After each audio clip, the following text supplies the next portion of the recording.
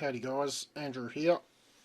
Just another short video. This is one of my recent builds. It's a GMK67 keyboard. It was my first 67 key build of a keyboard. I'm using AKKO Cream Yellow V3s, which was a lovely quiet switch, nice and smooth.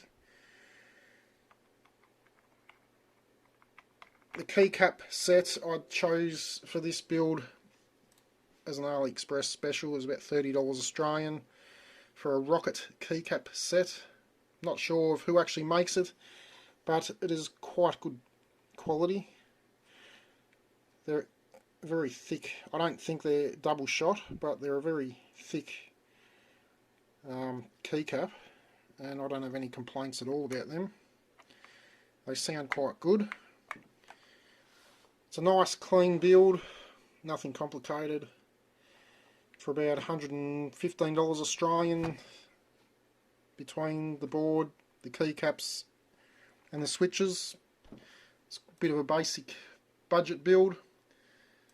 We'll go through now with a little sound test which I've been asked to do by a couple of members.